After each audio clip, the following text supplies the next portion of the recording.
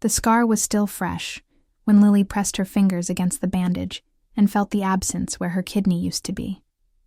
The hospital room smelled of antiseptic and lies. Through the half-open door, she could hear her husband Marcus whispering urgently into his phone, his voice tight with something that sounded almost like panic. "I told you to wait until she was discharged," he hissed. "No, she doesn't suspect anything yet. Just keep your mouth shut and stick to the story."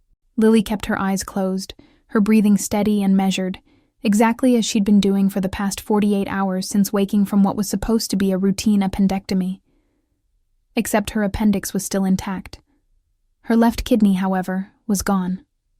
"My name is Lily Chen, and at 32 years old, I'd built what everyone called a picture-perfect life. Successful marketing executive, beautiful brownstone in Brooklyn, a husband who worked in medical consulting, whatever that meant. I'd spent 6 years believing Marcus when he said his frequent business trips to Eastern Europe were about pharmaceutical contracts. I'd believed him when he said my sister Amber needed space after her 3rd failed engagement. I'd even believed him when he scheduled my surgery at a private clinic 40 miles outside the city, instead of Mount Sinai where my insurance would have covered everything. The thing about betrayal is that it leaves breadcrumbs long before it serves you the whole poisoned meal. Looking back, I could see them all clearly now. The way Marcus had been unusually insistent about me donating my kidney to Uncle Richard, who'd been on the transplant list for 2 years. How he'd suddenly taken charge of all the medical arrangements, claiming he wanted to handle the logistics so I could focus on preparing mentally. The private clinic with the Russian-sounding name, the waiver I'd signed while heavily sedated. The fact that Uncle Richard never received a kidney at all. He was still on the waiting list, his dialysis appointments marked clearly in my mother's calendar. And then there was Amber, my baby sister, 28, and perpetually jobless, who'd moved into our guest room 6 months ago after her landlord evicted her. The same sister who'd started wearing expensive perfume I couldn't afford. The same sister whose new designer handbags kept multiplying. The same sister who'd stopped making eye contact with me 3 weeks before my scheduled appendectomy. Marcus ended his phone call and walked back into the room, his face carefully arranged into an expression of concern. He was handsome in that generic corporate way. Good jawline, expensive haircut, teeth too white to be natural. The kind of man who looked trustworthy in family photos. "Hey, you're awake," he said, reaching for her hand. His palm was sweating. "How are you feeling?" Lily opened her eyes slowly, watching him. Really watching him. There was a small red mark on his collar, the kind left by cheap lipstick. Amber's shade. Amber's brand. She'd seen that exact color on the bathroom counter for months. "Tired," Lily said quietly. "The doctor said there were complications during the appendectomy?" Something flickered across Marcus's face, relief mixed with guilt. He thought she was buying it. He actually thought she didn't know.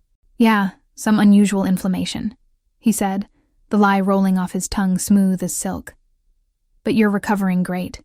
We can go home tomorrow." "Where's Amber?" Lily asked, keeping her voice neutral. "I haven't seen her since before the surgery." Marcus's jaw tightened almost imperceptibly. "She had to go out of town. Last-minute thing. You know how she is. Last-minute thing." Right. The same day Lily went into surgery, Amber had posted a photo on Instagram, quickly deleted but Lily had seen it, poolside at an expensive resort in the Maldives.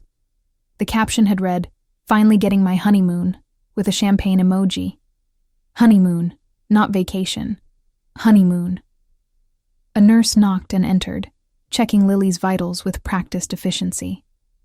She was older, maybe late 50s, with kind eyes that had seen too much. As she adjusted the IV, she leaned close to Lily's ear.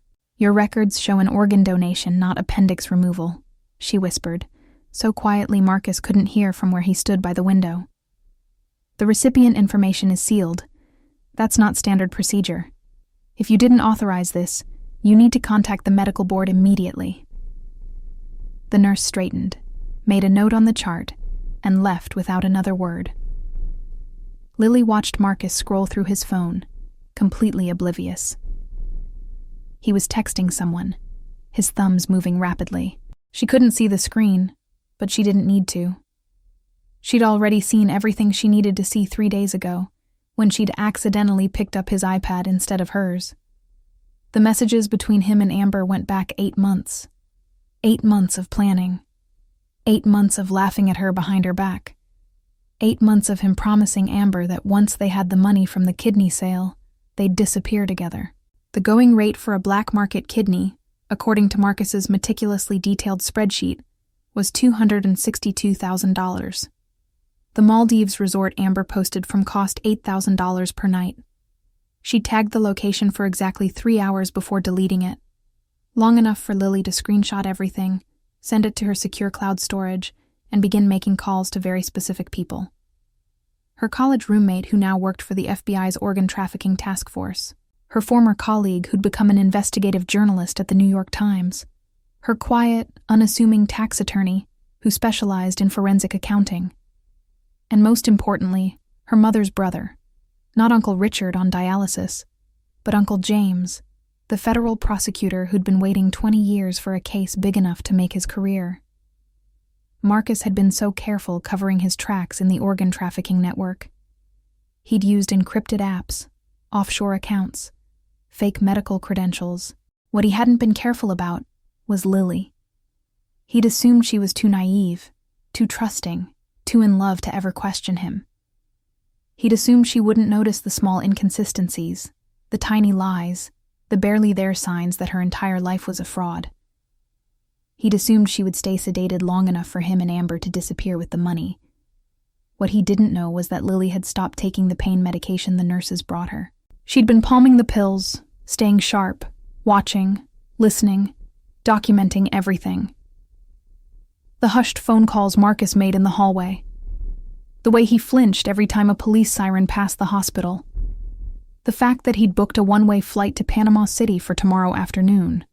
1 ticket, not 2, which meant he was planning to abandon Amber too once he had what he needed. Lily looked at her husband, the man who'd promised to love her, who'd stood at an altar and vowed to protect her, who'd convinced her to legally merge their finances and add his name to her property deed, and felt absolutely nothing. No love, no anger. Just a cold, crystalline clarity that came from finally seeing the truth. The best part? He still thought he'd gotten away with it. If this story is already making your blood boil, make sure you subscribe to the channel, because what happens next will restore your faith that karma isn't just real. Sometimes it needs a little help from someone who's done being a victim. Marcus's phone buzzed. He glanced at it and his face went pale. Whatever he'd just read, it wasn't good news. Lily closed her eyes and allowed herself the smallest smile. The game was just beginning, and he had no idea how badly he'd already lost. The text Marcus received came from a number Lily recognized, her own sister's burner phone, the one Amber thought nobody knew about. From her position on the hospital bed, Lily couldn't read the message, but she could read Marcus's reaction. His hand trembled slightly as he typed back, his jaw clenched so tight she could see the muscle jumping beneath his skin. "Everything okay?"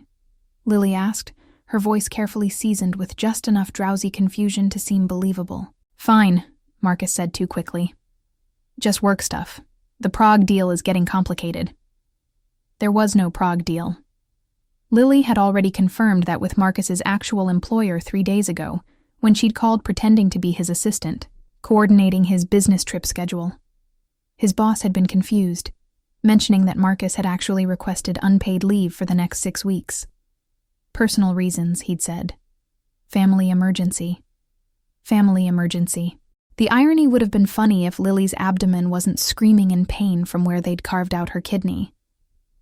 Marcus grabbed his jacket from the visitor's chair. "I need to run home and grab some of your clothes for tomorrow's discharge. You want anything specific?"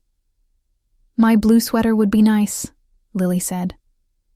The blue sweater she'd left hanging in the guest room closet, Amber's current bedroom, with her phone hidden in the pocket, recording app activated. She'd placed it there 2 days before the surgery, angled perfectly to capture the entire room. By now, it would be dead, but the cloud backup had been uploading everything in real time. After Marcus left, Lily waited exactly 3 minutes before reaching for her phone, the real one she'd kept hidden beneath her mattress.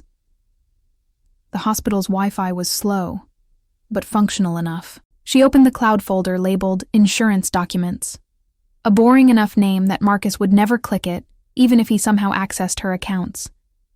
47 hours of audio, 12 hours of video, all of it Amber and Marcus, in what used to be Lily's guest room, planning her destruction with the casual cruelty of people who'd never considered they might face consequences.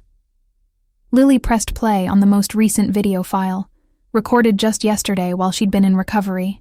Amber's face filled the screen, perfectly made up, sitting on the bed surrounded by shopping bags from Bergdorf Goodman. Marcus sat beside her, counting cash. "I still can't believe she actually signed the waiver," Amber laughed, holding up a Cartier bracelet to the light. "Your sister is literally the dumbest person alive. Oh, Marcus, whatever you think is best for Uncle Richard." God, I almost felt bad for about 2 seconds. Almost? Marcus grinned, pulling Amber close. "You didn't feel bad when you helped me forge her signature on the actual consent forms." Lily's stomach turned. She'd signed paperwork agreeing to donate her kidney to her uncle through proper medical channels. Marcus had used that signature to create completely different documents, ones that authorized the sale of her organ to a private buyer through an illegal international network. "The buyer transferred the full amount this morning," Marcus continued, showing Amber his phone screen. $262,000 minus the surgeon's cut. We clear about $200K after expenses." "And she has no idea I'm pregnant?" Amber asked, her hand moving to her barely visible stomach. Lily's blood went cold.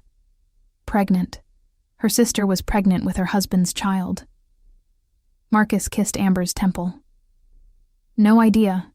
And by the time she figures anything out, we'll be in Panama. No extradition treaty. I've already got our new identity set up. Oh, and I transferred the Brooklyn brownstone into my name last week. She signed that paperwork too, thinking it was just updating our estate planning." "What about Uncle Richard?" Amber asked. "Won't he say something when he never gets the kidney?" "Richard thinks the transplant fell through due to compatibility issues," Marcus said. "I sent him a very heartfelt letter from Lily, explaining how devastated she was. He actually called to comfort her. It was perfect." They both laughed. Actually laughed. Lily paused the video, her hand shaking so badly she nearly dropped the phone. They'd stolen her kidney. Stolen her house. Were carrying a child she didn't know existed. And they were laughing about it. But beneath the rage, beneath the horror, something else crystallized. These people were sloppy. Arrogant.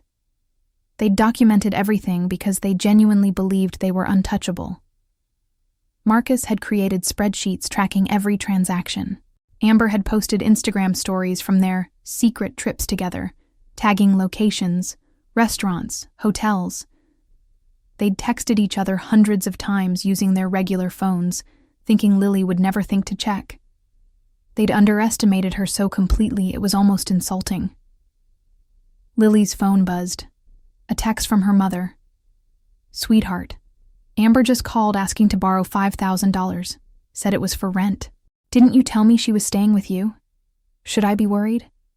$5,000. For rent. While wearing a $15,000 Cartier bracelet and staying at resorts that cost more per night than most people's monthly mortgage." Lily typed back, "Don't send anything, Mom. I'll explain everything soon. Trust me. I love you."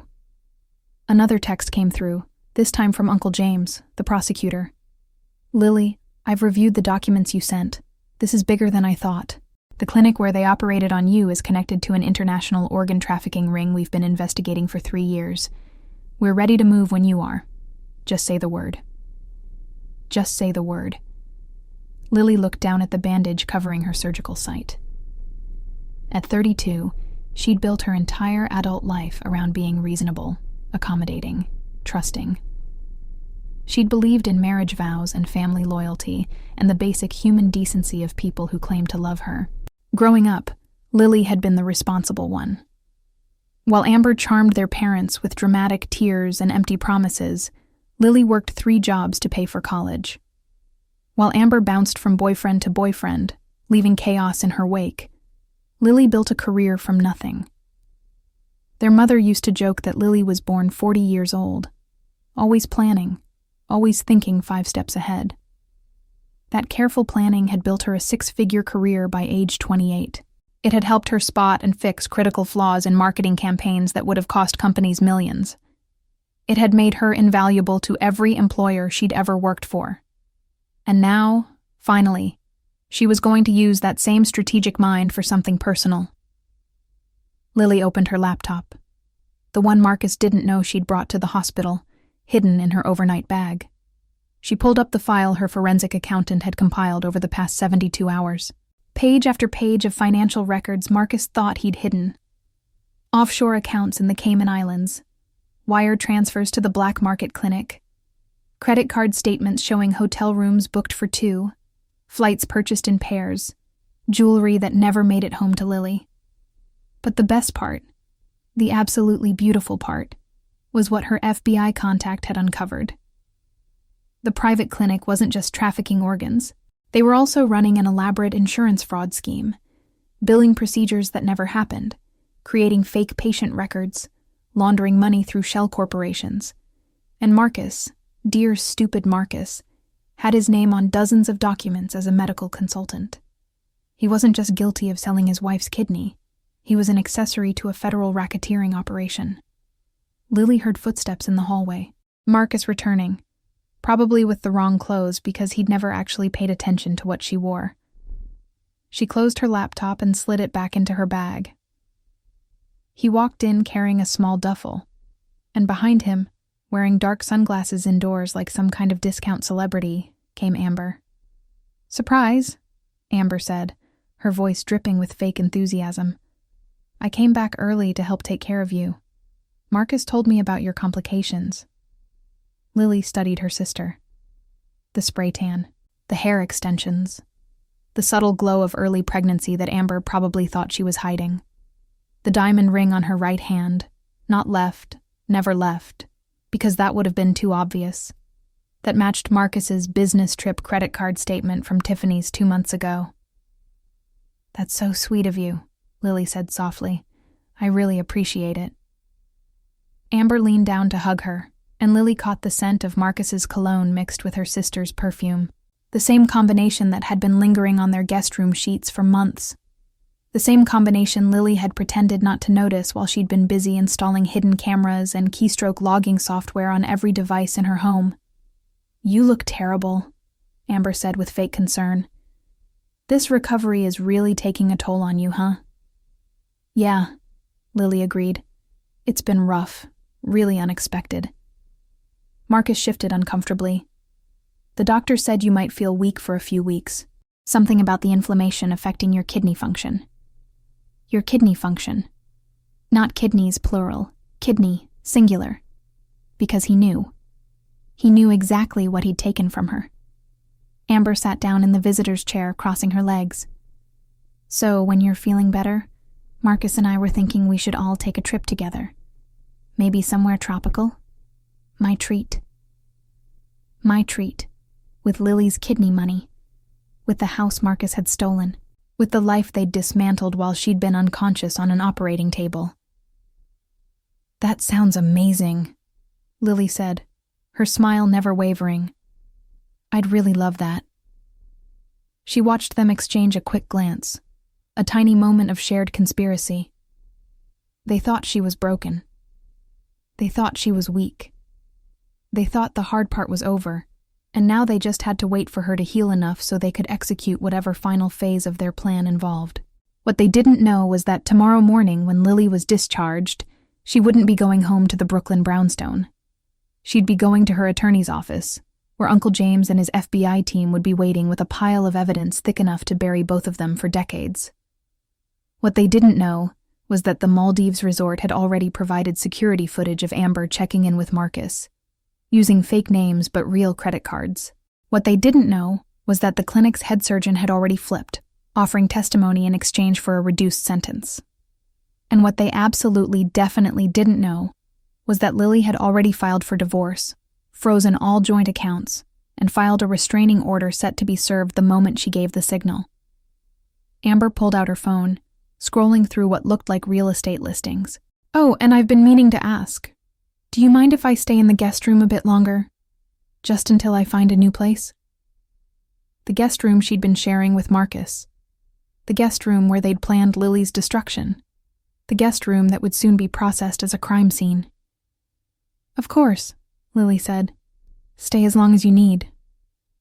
Marcus relaxed visibly. Amber smiled. Neither of them noticed the small device Lily had activated under her hospital gown. A recording pen her journalist friend had provided, capturing every word of this conversation for the documentary that was already in production. The nurse from earlier returned with discharge paperwork. As she handed over the forms, she met Lily's eyes with an almost imperceptible nod. She'd seen this before. She knew what was happening, and she'd already provided her own testimony to the medical board about the clinic's suspicious practices. Every piece was moving into place. Every person was exactly where Lily needed them to be. And tomorrow, when the sun rose on what Marcus and Amber thought would be their perfect escape, they'd discover that the woman they'd tried to destroy had been 10 steps ahead of them the entire time. Marcus's phone buzzed again. This time when he looked at it, the color drained from his face completely. "What's wrong?" Amber asked. "Nothing," Marcus said quickly, but his hand was shaking. I need to make a call." He practically ran from the room. Through the window, Lily could see him pacing in the hallway, his free hand running through his hair in a gesture she recognized as pure panic. Amber watched him go, then turned to Lily with poorly concealed suspicion. "Do you know what that's about?" Lily smiled serenely. "No idea. You know how stressed he gets about work." But she did know, because she'd sent that text from a burner phone, from a number Marcus would recognize as belonging to his contact in the trafficking network. The message was simple. "The FBI is asking questions about the Chen kidney. Shut down everything and disappear, now. Let them panic, let them scramble, let them make mistakes." The real show hadn't even started yet. Discharge day arrived with the kind of crisp autumn morning that made New York feel almost cinematically perfect. Lily signed the final papers while Marcus hovered nearby, checking his phone every 30 seconds. Amber had conveniently disappeared an hour earlier, claiming she needed to run errands. The panic from yesterday's fake text had done exactly what Lily intended. It had made them sloppy. Marcus had spent the entire night making hushed phone calls in the hospital parking lot. Lily knew because she'd asked the night nurse to document every time he left the building. The nurse, Mrs. Patterson, had been more than happy to comply after Lily quietly mentioned she suspected her husband of medical fraud. Turns out Mrs. Patterson's own daughter had been victimized by an organ trafficking scheme in the Philippines. Some wounds created instant allies. "Ready to go home?" Marcus asked, his smile not quite reaching his eyes. Dark circles shadowed his face. He looked like he hadn't slept. "Good." "Ready as I'll ever be," Lily said, allowing him to help her into the wheelchair hospital policy required. She didn't need it. The surgery had been surprisingly clean despite being criminal. But she let him play the concerned husband one last time. The ride back to Brooklyn took 40 minutes through morning traffic. Marcus drove in uncharacteristic silence while Lily pretended to doze, watching him through barely open eyes. He kept glancing at her in the rearview mirror, his jaw working like he was trying to solve an impossible equation. He was wondering if she knew. She could see it in every nervous glance, every tight breath. The fake text had planted a seed of doubt, and now it was growing into full-blown paranoia. Perfect. They pulled up to the brownstone, Lily's brownstone, bought with her inheritance from her grandmother, though Marcus had somehow convinced her to add his name to the deed for estate planning purposes. The same brownstone he'd already tried to remortgage twice in the past month, applications Lily had quietly blocked through her attorney. "I'll help you upstairs," Marcus said, but Lily waved him off. "I need to do this myself. Doctor's orders. Light movement helps recovery." It was a lie, but he didn't know enough about kidney removal to question it. She made her way slowly up the front steps, Marcus trailing behind with her bag. Inside, the house felt different. Violated. Like walking into a crime scene before the tape went up, because that's exactly what it was about to become. "I'm going to rest for a bit," Lily said, heading toward the master bedroom. "Can you bring me some water?" The moment Marcus disappeared into the kitchen, Lily moved with purpose she'd been hiding for days. She pulled out her real phone, not the one Marcus knew about, and sent 3 texts in rapid succession. To Uncle James. "Execute tomorrow morning, 6 a.m. I'll be at the safe location." To her FBI contact, Agent Sarah Chen, no relation, but the shared last name had made their college friendship feel cosmic. Green light. All evidence packages are ready for seizure. To her journalist friend Rebecca at the Times. Story drops Sunday morning. Coordinate with federal press release. 3 messages. 3 seconds. 3 years of these people's lives about to detonate. Marcus returned with water and what he probably thought was a convincing expression of concern. "You should eat something. Want me to order from that Thai place you like?" The Thai place Lily liked. As if he'd ever paid attention to her preferences during their 6-year marriage. As if he hadn't been ordering from the Italian restaurant Amber preferred for the past 8 months, charging it to their joint credit card while Lily was working late. "That would be nice," Lily said softly. "Thank you." He left her alone, and Lily finally allowed herself to feel the full weight of the past week. The violation, the betrayal, the physical pain radiating from where they'd cut into her. But beneath it all, something harder and colder had formed, a determination so absolute it scared even her. Her laptop pinged with an incoming video call. Dr. Michael Torres, the transplant surgeon who'd agreed to testify against the clinic. Lily had found him through a medical ethics forum, where he'd been posting anonymously about suspicious activities at private surgical centers.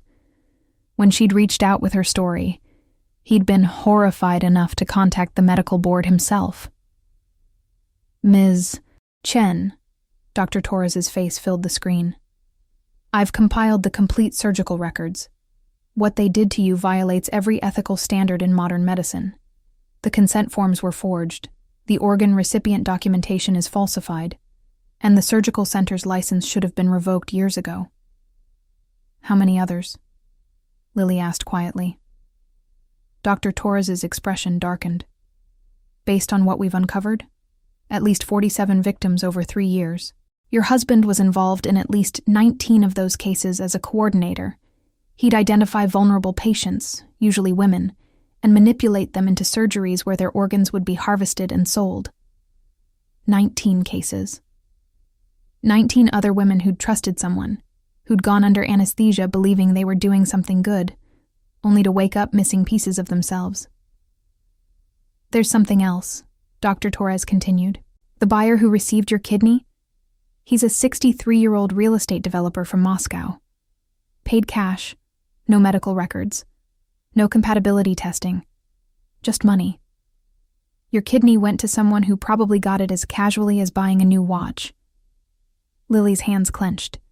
"Can you testify to all of this?" "I already have. Gave my deposition to the FBI yesterday. I've got surgical records, financial transfers, communication logs, everything.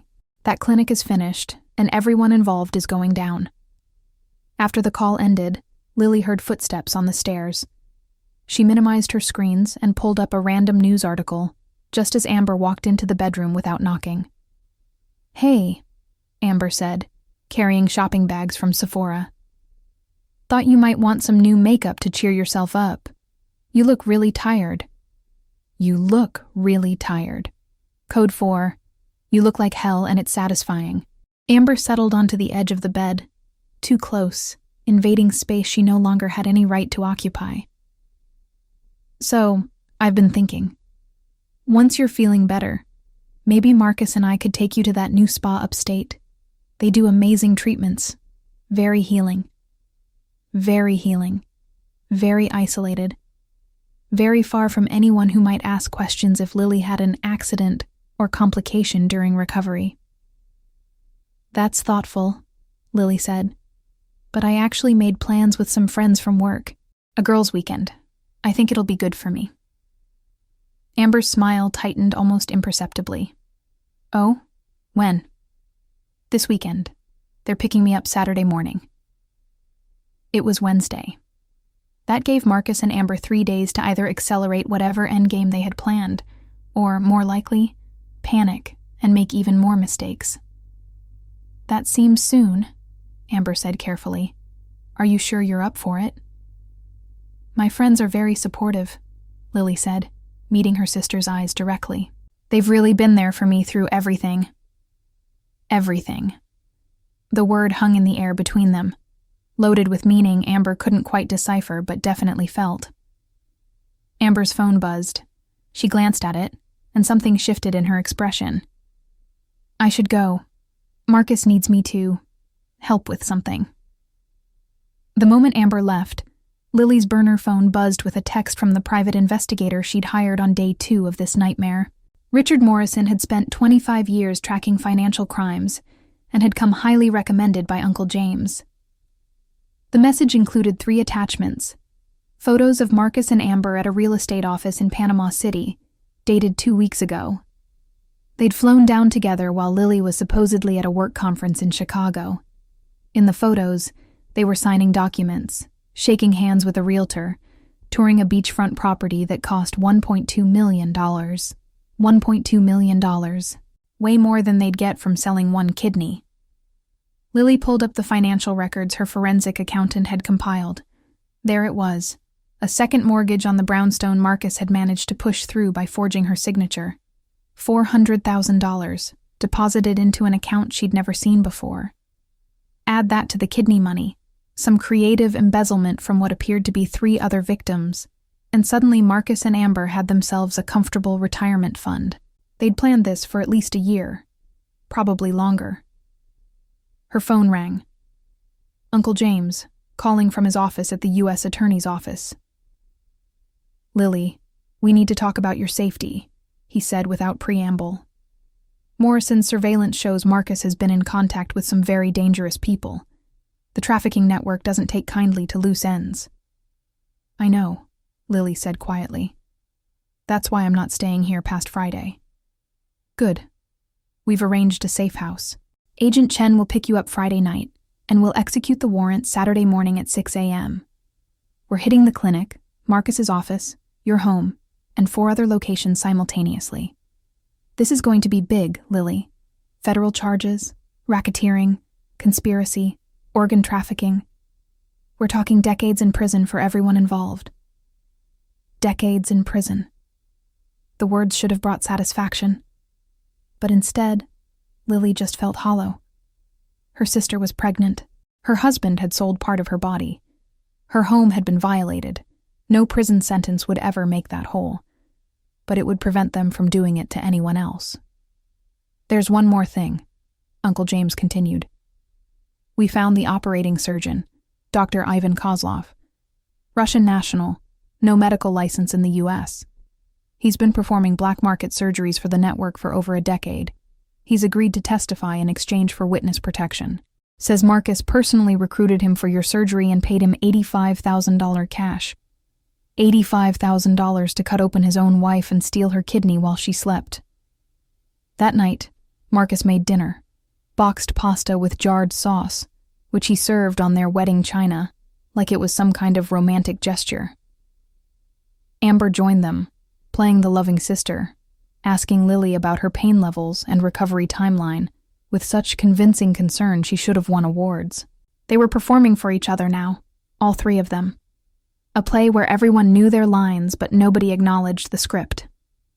So this girl's weekend, Marcus said casually, twirling pasta on his fork. Where exactly are you going? The Berkshires, Lily lied smoothly. Jenna rented a house, very quiet, lots of rest. Jenna from your office? Amber asked. The one who got divorced last year? Jenna didn't exist, but Amber's question revealed something interesting. She'd been keeping tabs on Lily's work friends, probably trying to figure out who might be a threat to their plans. That's her, Lily confirmed. She's been really supportive. Marcus and Amber exchanged a glance across the table. A whole conversation happened in that look: concern, calculation, uncertainty. The fake FBI text had them rattled, and now Lily was supposedly leaving their supervision. The control was slipping. Good. Let them worry. Let them wonder if they'd miscalculated. After dinner, Lily excused herself and went upstairs. From her bedroom window, she watched Marcus and Amber standing in the backyard, arguing in heated whispers. Even from here, she could read their body language, the aggressive gestures, the defensive postures, the way Amber kept pointing toward the house while Marcus shook his head. They were fracturing. Pressure did that to partnerships built on lies. Lily's laptop pinged. An email from Rebecca, the journalist. Legal has approved the story. Sunday front page above the fold. We're calling it The Kidney Conspiracy: How a Brooklyn Woman Exposed an International Organ Trafficking Ring. Your interview publishes simultaneously. The documentary crew wants to know if you're still willing to participate. Lily typed back, Yes, but only after the arrests. I want them to see it all play out first. She wanted Marcus to wake up in a federal holding cell and realize his wife had orchestrated his destruction with the same meticulous planning he'd used to destroy her. She wanted Amber to sit in an interrogation room, pregnant and terrified, understanding that family loyalty only works when it runs both ways. Most of all, she wanted every person who'd ever underestimated her. Every boss who'd passed her over for promotion. Every relative who'd favored charming Amber over reliable Lily. Every friend who'd suggested she was too serious or too cautious. To see what happened when you mistook kindness for weakness. The careful planning that had built her career was about to destroy 2 lives with surgical precision. Friday morning arrived cold and gray. Lily packed a small bag, moving slowly to maintain her role as recovering patient. Marcus watched from the doorway, his expression unreadable. You sure you're well enough to travel? He asked. I'll be fine. My friends will take care of me. When will you be back? Sunday night, Monday morning at the latest. By Monday morning, he'd be in federal custody. By Monday morning, every news outlet in the country would be running the story. By Monday morning, the life they'd tried to steal from her would be ashes. A car horn sounded outside, right on schedule. Agent Chen sat in an unmarked SUV, wearing civilian clothes, looking exactly like the college friend she actually was. Marcus wouldn't suspect anything. Lily hugged him goodbye, feeling his tension, his suspicion, his fear. I love you, she said, putting every ounce of sincerity she could fake into those 3 words. Love you too, he replied. And she knew he was lying just as thoroughly as she was. The moment the SUV pulled away from the brownstone, Lily allowed herself one deep, shaking breath. Agent Chen reached over and squeezed her hand. It's almost over, Sarah said quietly. Tomorrow morning we end this. Lily looked back at the brownstone, at Marcus standing in the doorway watching them leave, at the home that had become a crime scene. No, Lily said softly. Tomorrow morning I end this, because this wasn't just about justice anymore. This was about making absolutely certain that Marcus and Amber understood exactly who they'd underestimated. This was about standing in front of them, as federal agents read their rights, and watching the moment they realized their victim had become their destroyer. Tomorrow morning, at exactly 6 a.m., while they slept in the bed they'd shared while planning her destruction, the walls would come crashing down, and Lily would be watching every single second. The safe house was a modest apartment in Queens, far enough from Brooklyn to feel secure, but close enough that Lily could watch everything unfold in real time. Agent Chen had set up a command center in the living room, multiple laptops streaming live feeds from the surveillance teams positioned around the brownstone, the clinic, and Marcus's office. Lily sat on the couch at 5:47 a.m., coffee growing cold in her hands, watching the thermal imaging of two bodies asleep in her master bedroom. Marcus and Amber, wrapped around each other in sheets Lily had bought, in a bed Lily had paid for, in a house Lily had inherited. Not for much longer. "All teams in position," Agent Chen said into her radio. "We execute in 13 minutes." Uncle James sat across from Lily, reviewing the warrant paperwork one final time. "You know you don't have to watch this," he said gently. "We can tell you everything afterwards." "I need to see it," Lily said. "I need to see their faces when they realize." At 5:58 a.m., Lily's burner phone buzzed. A message from Rebecca at the Times. "Story is locked and loaded. Goes live at 6:15 a.m., coordinated with federal press release.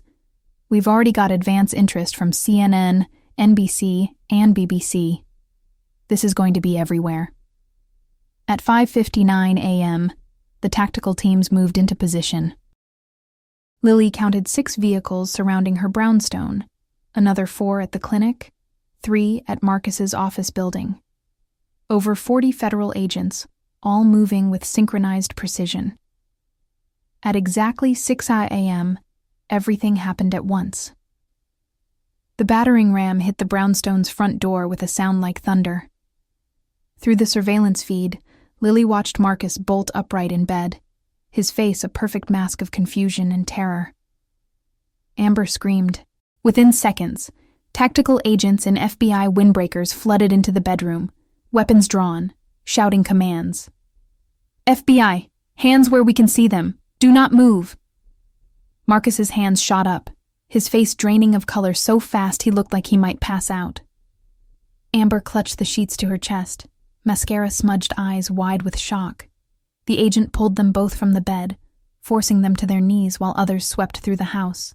"Marcus Chen, you are under arrest for conspiracy to commit organ trafficking, wire fraud, money laundering, and racketeering," the lead agent announced, snapping handcuffs around Marcus's wrists. "Amber Chen, you are under arrest as an accomplice to organ trafficking, conspiracy to commit fraud, and identity theft." "What? No, there's been a mistake," Marcus shouted, his voice cracking. "I don't know what you're talking about." The agent pulled out a folder thick with documents. "We have recordings of you arranging the illegal sale of your wife's kidney. We have financial records showing you received $262,000 for the transaction. We have testimony from Dr. Ivan Kozlov, detailing how you personally recruited him to perform the surgery. We have emails, text messages, and surveillance footage documenting your entire operation." Marcus's face went from white to gray. "Lily, where's Lily? Did something happen to her?" The agent smiled coldly. "Your wife is perfectly safe. In fact, she's the one who provided most of this evidence."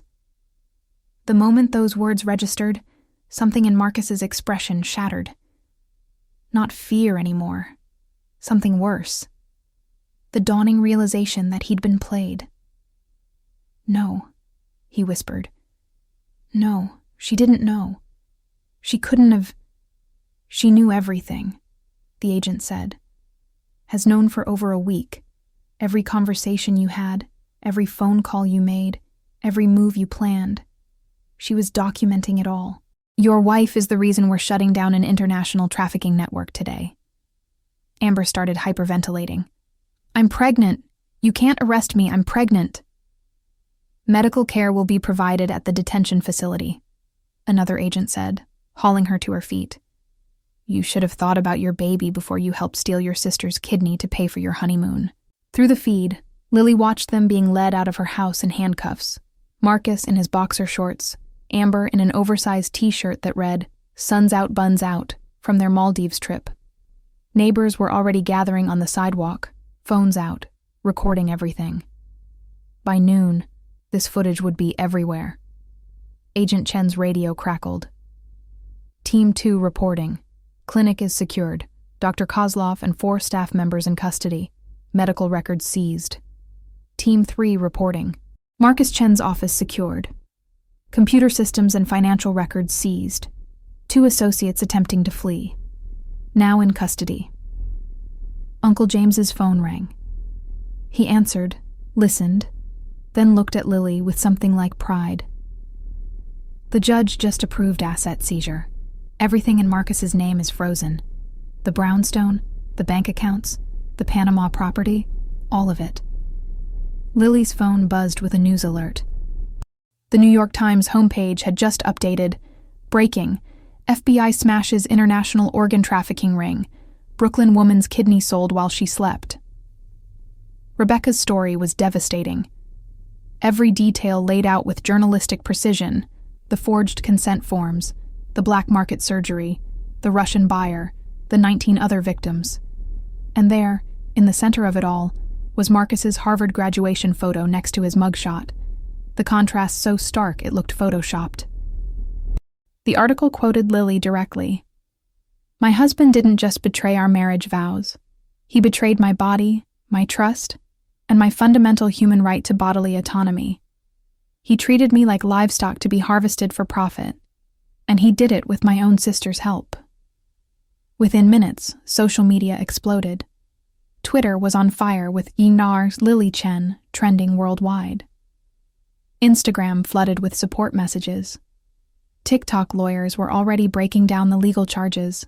The story had hit that perfect storm of horror, betrayal, and justice that made it irresistible to share. At 6:47 a.m., Lily's mother called, sobbing. "Baby, I just saw the news. Oh my God, Lily, I'm so sorry. I'm coming to you right now. Where are you?" "I'm safe, Mom," Lily said quietly.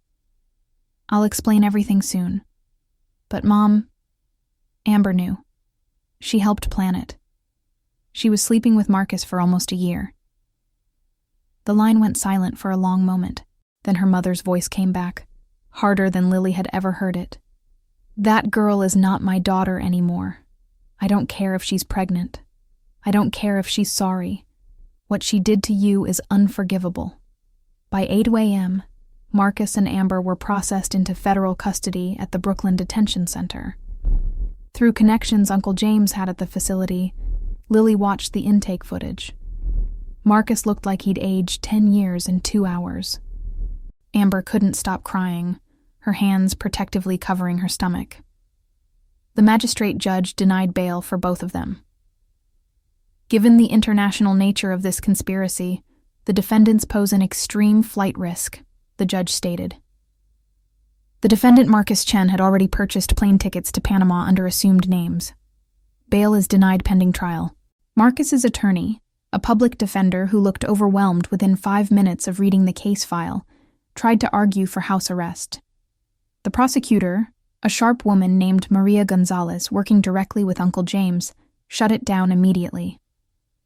"Your Honor, the defendant sold his wife's kidney while she slept. He forged medical documents. He conspired with international criminals. He embezzled from at least 19 other victims. He is precisely the kind of defendant who should remain in custody." At 10:30 a.m., Lily gave her first interview to Rebecca at the Times offices. The video would be released that evening, time to catch the primetime news cycle. "How did you figure out what was happening?" Rebecca asked. Lily looked directly at the camera. "I didn't figure it out. I felt it. 3 weeks before the surgery, Marcus started being too helpful, too insistent that everything had to be done his way. My sister started avoiding me but spending more time at my house when I wasn't there. Little things stopped making sense. So I did what I've always done when things don't add up. I investigated. What do you want people to know? That trusting someone doesn't make you stupid.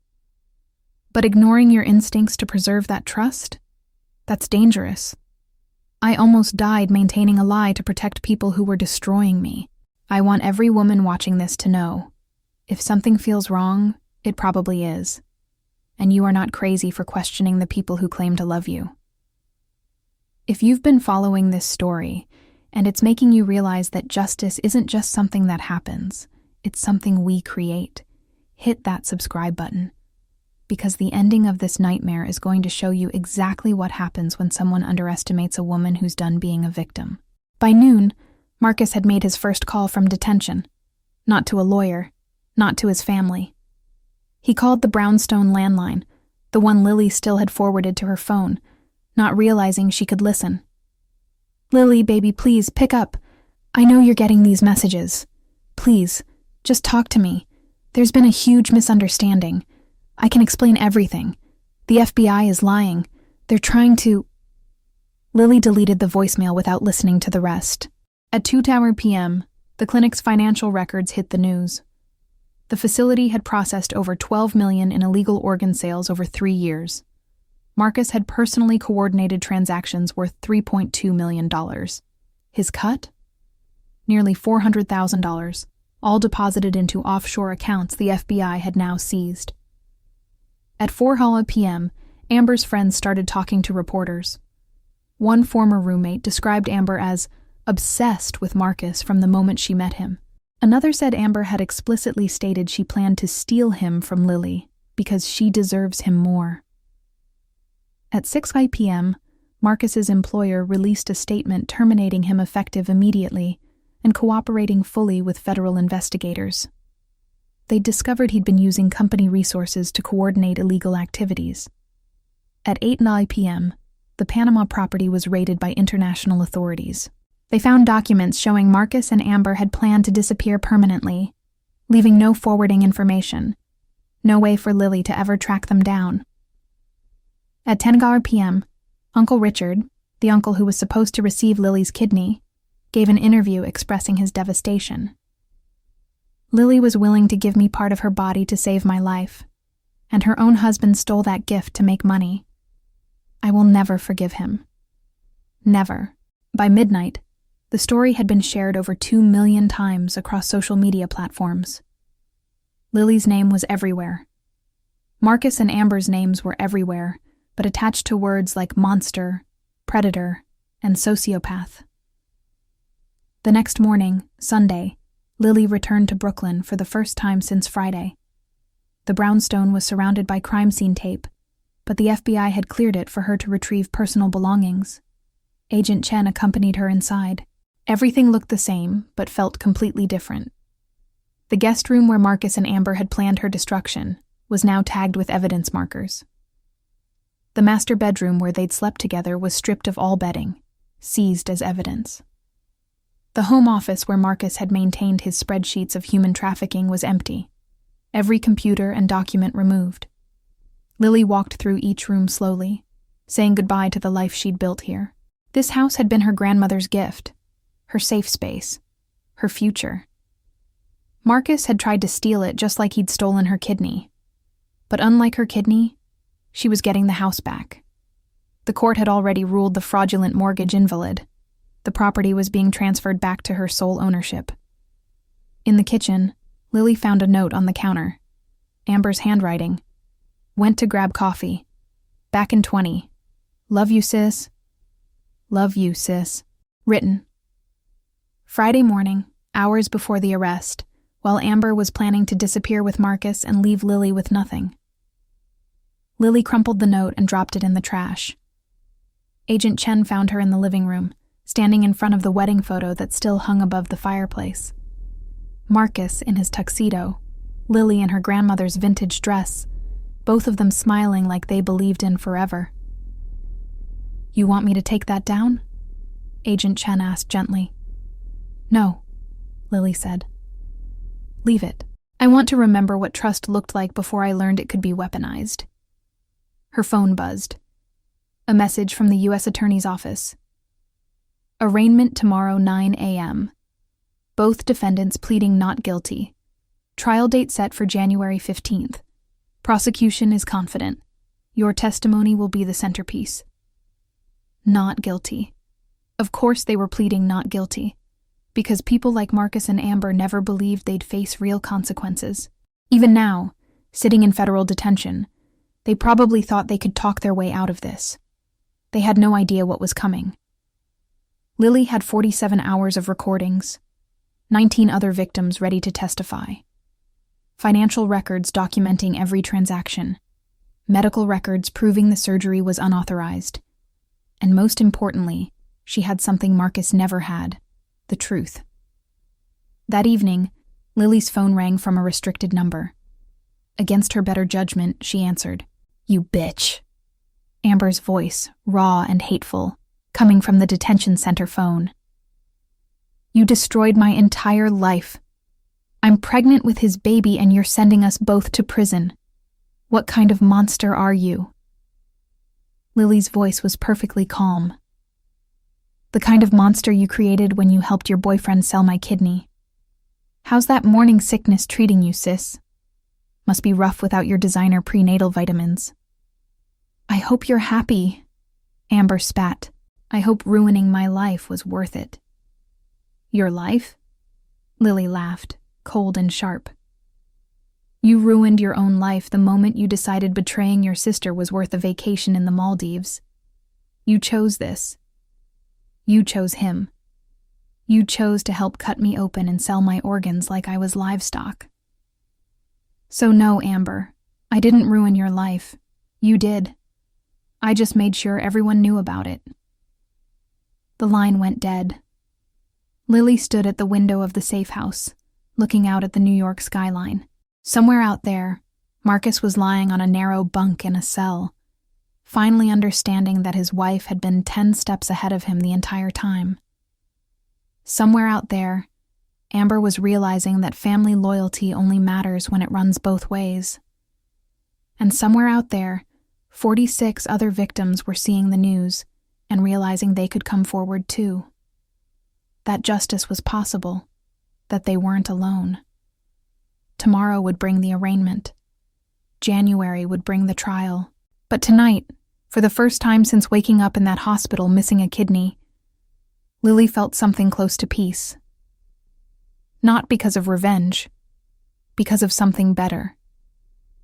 She'd taken the worst thing that ever happened to her and turned it into a weapon against people who preyed on trust. She'd transformed her victimhood into power. She'd proven that being kind didn't mean being weak, and being betrayed didn't mean being broken. The story wasn't over yet, but the ending was already written, and it was beautiful. The trial lasted 6 weeks and became one of the most watched federal cases in recent history. Court TV aired every moment. The New York Times published daily updates. True crime podcasts dedicated entire series to dissecting the evidence. Lily sat in the front row every single day, watching Marcus and Amber squirm under the weight of their own recorded words. The prosecution had built a case so airtight that even Marcus's high-priced defense attorney, paid for by his horrified parents who'd mortgaged their retirement home, looked defeated by day 3. The recordings were the worst part for them. Listening to their own voices, their own laughter, their own cruel dismissal of Lily's humanity played back in a federal courtroom, while cameras rolled and the world watched. "Your sister is literally the dumbest person alive," Amber's voice echoed through the speakers, followed by Marcus's response. "She signed everything. Never questioned a single document." The jury's faces hardened with each recording. By the time the prosecution finished presenting evidence, forged consent forms, offshore bank statements, testimony from Dr. Kozloff, and 17 other victims who'd found the courage to come forward, the verdict was inevitable. January 28th. The jury deliberated for 4 hours.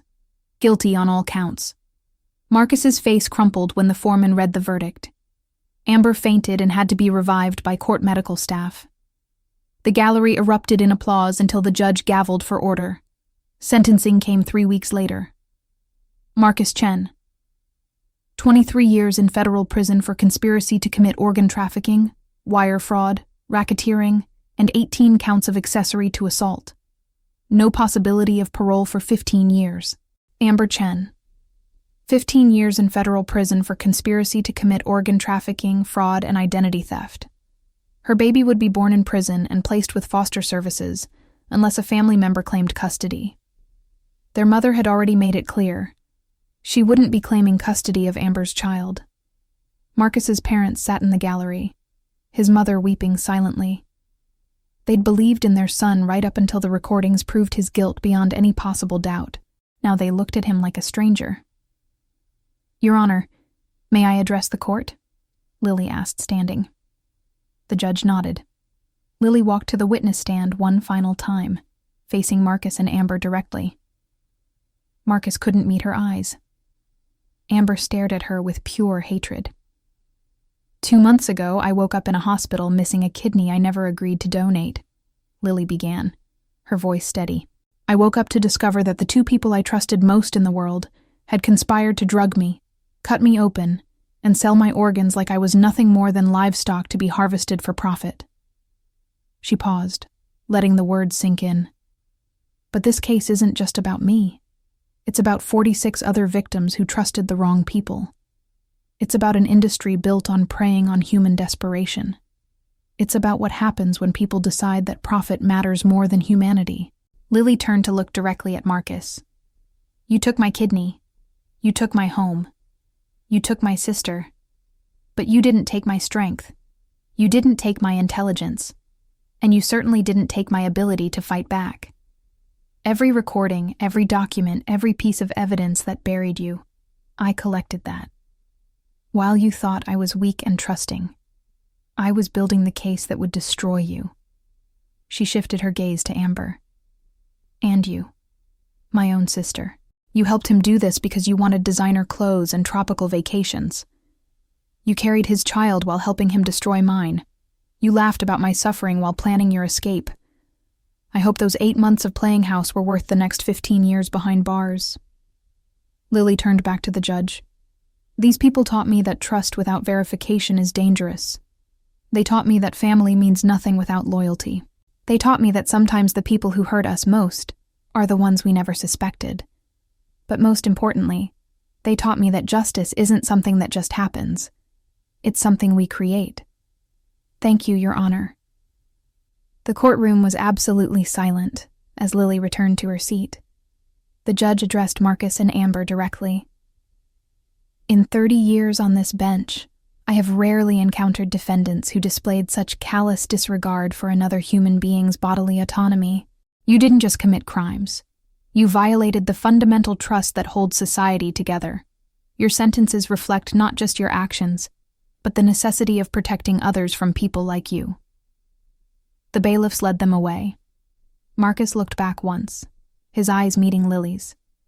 She saw the exact moment he understood that she'd won completely. Not just the trial, not just her freedom, but her future. His last view of her was Lily standing tall, surrounded by supporters, facing forward while he was dragged backward into a life he'd never escape. 6 months later, Lily stood in the completely renovated brownstone. Every room had been stripped and rebuilt. New floors, new paint, new furniture. Nothing remained that Marcus or Amber had touched. The guest room where they'd plotted her destruction was now Lily's home office. The master bedroom where they'd slept together was now a meditation space. The house had been purified, transformed from a crime scene into a sanctuary. Uncle Richard had received his kidney transplant in April, from a legitimate donor through proper channels.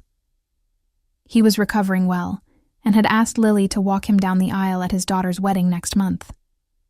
Dr. Torres had helped Lily connect with a support group for organ trafficking victims.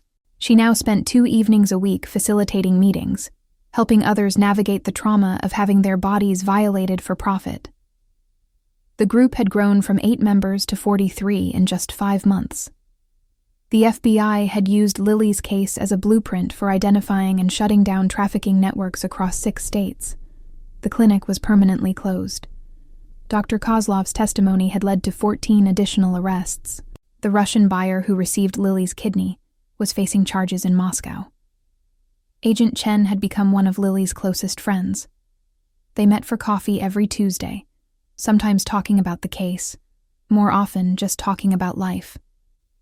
Rebecca's investigative series won a Pulitzer Prize. The documentary about Lily's case premiered at Sundance and was picked up by Netflix, where it became the most watched true crime documentary of the year. Lily's marketing career had skyrocketed. 3 major firms had offered her executive positions, impressed by the strategic thinking she'd displayed in building her case. She'd chosen a company that specialized in ethical business practices, and now ran their crisis management division. Her salary had tripled. Her reputation as someone who couldn't be broken or intimidated made her invaluable in high-stakes negotiations. But the best part, the part that made everything worth it, was the message she received on a random Thursday afternoon in July. Ms. Chen, my name is Patricia Rodriguez. 3 years ago, I woke up from surgery missing a kidney I never agreed to donate. I thought I was crazy. I thought no one would believe me. Then I saw your story. Because of you, I found the courage to report it. Because of your case, the FBI investigated my situation too. Today, the man who did this to me was sentenced to 18 years in federal prison. I just wanted to say thank you. You saved my life by saving your own. Lily sat in her office, reading Patricia's message over and over, tears streaming down her face. Not tears of pain anymore, tears of purpose. This was why she'd fought, not just for herself, but for every woman who'd ever been told she was too trusting, too naive, too weak to fight back. For every victim who thought they'd never get justice. For every person who needed to see that betrayal didn't have to be the end of the story. That evening, Lily attended the opening of the Lily Chen Foundation for Organ Trafficking Victims, funded entirely by the proceeds from her lawsuit against Marcus, the clinic, and everyone involved in the trafficking network.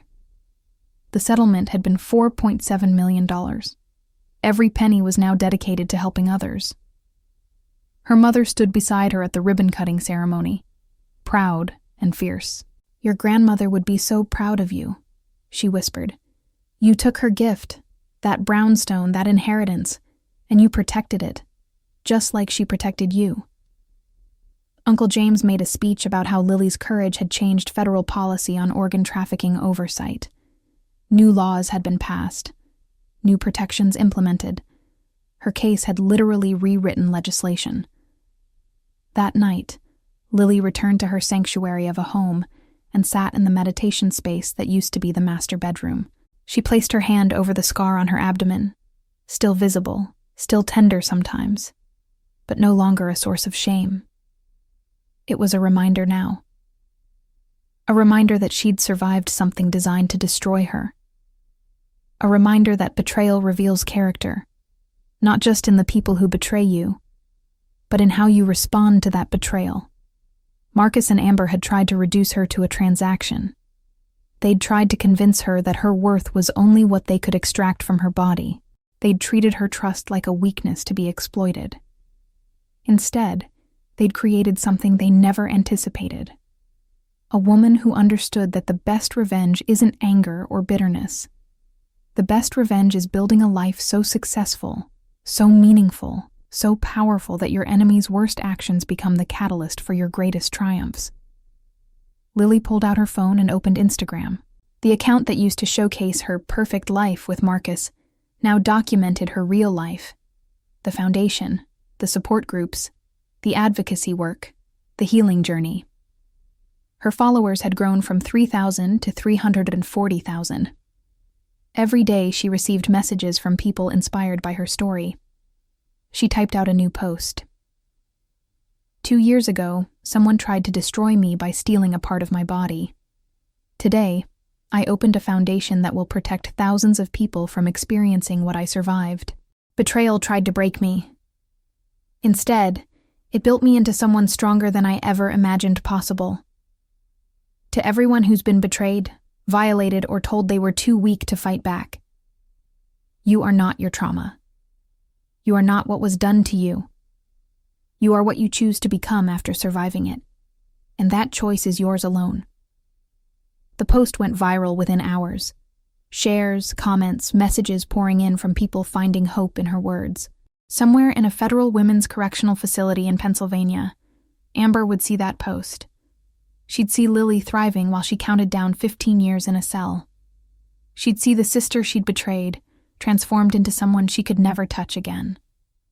Somewhere in a federal men's facility in Ohio, Marcus would hear about the foundation, about Lily's success, about how she'd turned his cruelty into a movement. He'd understand that he hadn't just failed to destroy her, he'd given her the story that made her unstoppable.